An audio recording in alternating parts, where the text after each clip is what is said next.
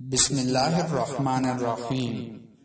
Governor نجم الدین ایوب کافی عمر ہونے تک شادی سے انکار کرتا رہا۔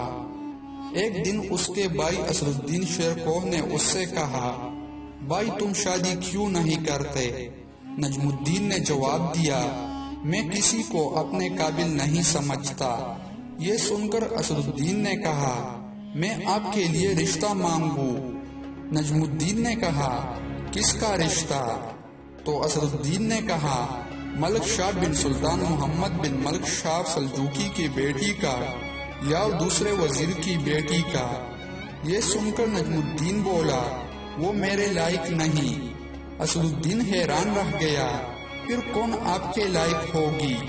نجم الدین نے جواب دیا، مجھے ایسی نیک بیوی چاہیے جو میرا ہاتھ پکڑ کر مجھے جنت میں لے جائے، اور اس سے میرا ایک ایسا بیٹا پیدا ہو جس کی وہ بہترین تربیت کرے، وہ شاہ سوار ہو اور مسلمانوں کا قبلہ اول واپس لے۔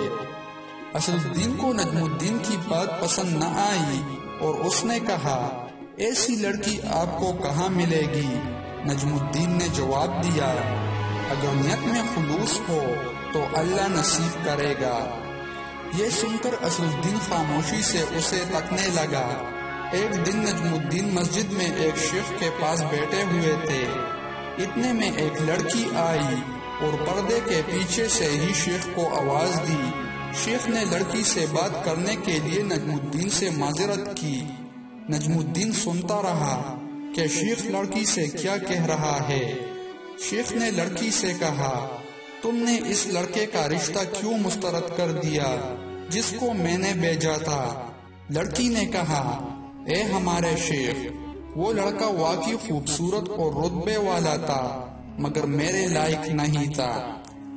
شیخ نے حیرت سے بولا، کیا مطلب ہے تمہارا؟ تم کیا چاہتی ہو؟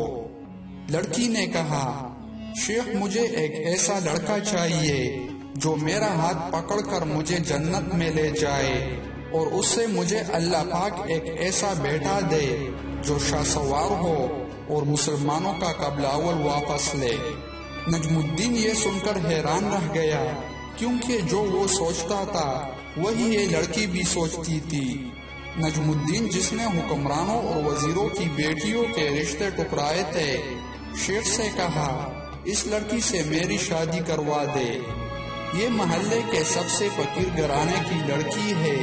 یہ سن کر نجم الدین نے کہا، میں یہی چاہتا ہوں۔ پھر نجم الدین نے اس فقیر متقی لڑکی سے شادی کر لی اور اسی سے وہ شاہ سوار پیدا ہوا جس سے دنیا سلطان صلاح الدین ایوبی رحمۃ اللہ علیہ کے نام سے جانتی ہے، جنہوں نے مسلمانوں کے قبلہ اول بیت المقدس کو آزاد کروایا۔